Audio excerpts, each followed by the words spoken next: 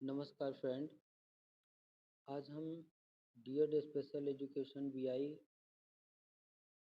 Second semester के first paper child development and learning के कुछ इम्पॉर्टेंट टॉपिक हैं उनके बारे में डिस्कस करेंगे कि वे टॉपिक्स होंगे जो आपकी आने वाली परीक्षा में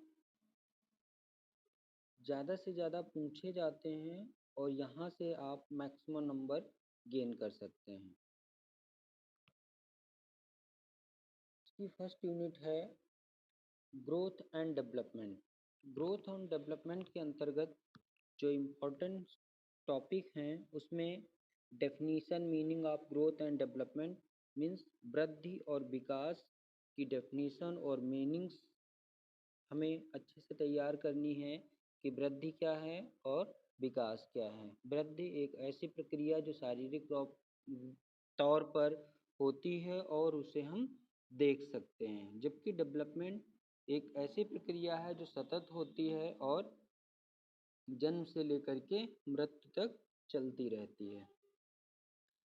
इसके बाद जो हमें देखना है principle and affecting factor development, जो वृद्धि और विकास के सिद्धांत हैं उन सिद्धांत को हमें अच्छे से तैयार कर लेना है और इसमें जो वृद्धि और विकास को प्रभावित करने वाले कारक हैं उन कारकों पर हमें विशेष तौर पर ध्यान देना है। जैसे पोषण हो गया, पोषण के अतिरिक्त जेनेटिक रीज़न हो गए, इन्वायरमेंट हो गया, तो इन सब चीज़ों पर भी हमें ध्यान देना है।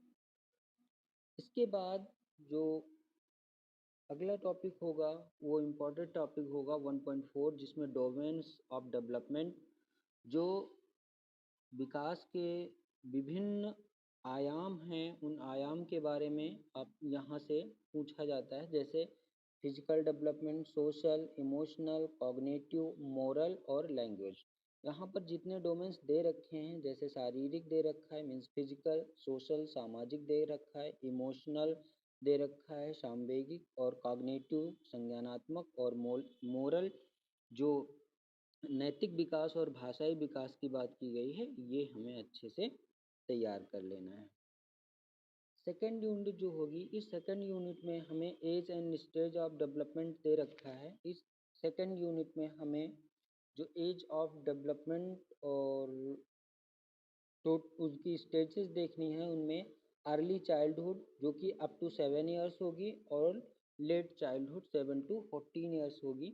इसको हमें अच्छे से पढ़ना है। इसमें अर्ली चाइल्डहुड को पढ़ना है। अर्ली चाइल्डहुड से रिलेटेड जो कैरेक्टरिस्टिक हैं, विशेषताएं हैं, उन विशेषताओं को पढ़ना है। क्या चेंजेज होते हैं बच्चों में, उन चेंजेस के बारे में हमें इस यूनिट में चीज़ों को क्लियर कर लेना है।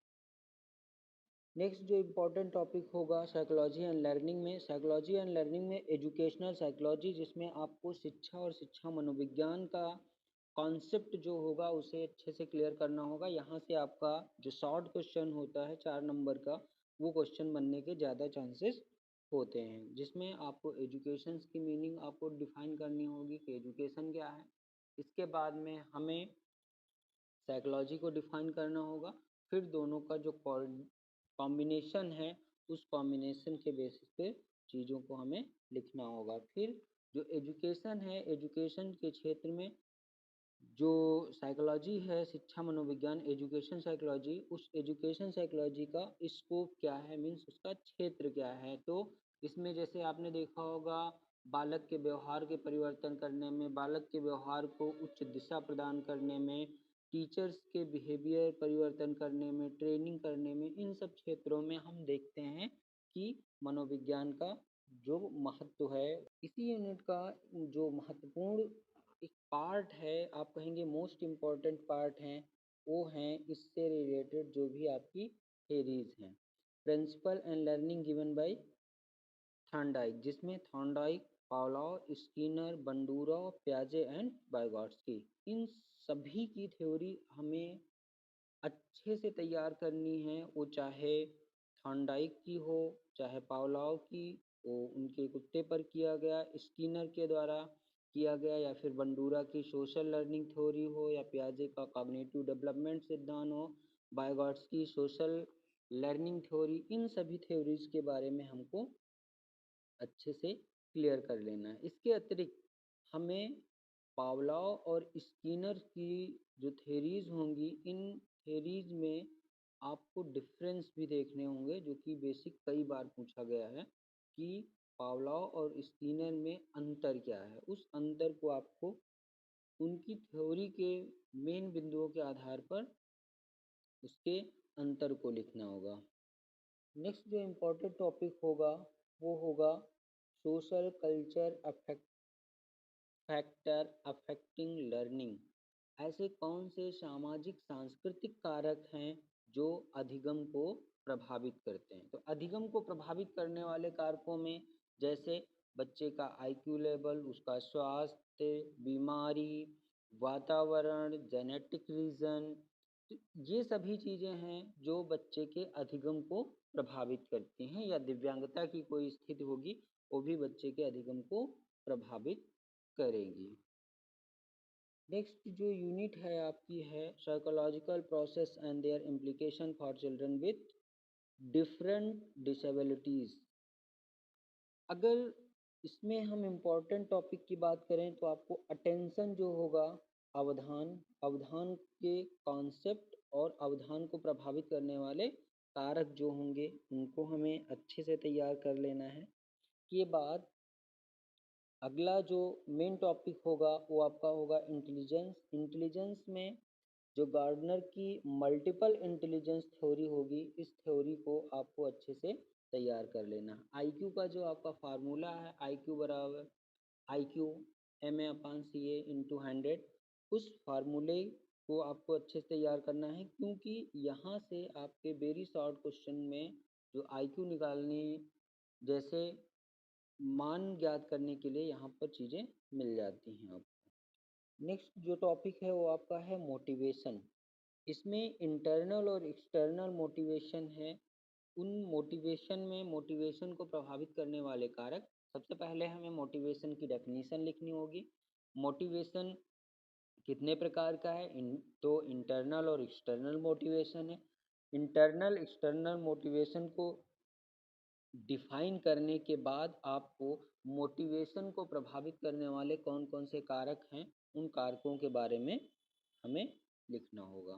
नेक्स्ट जो यूनिट है क्लासरूम मैनेजमेंट।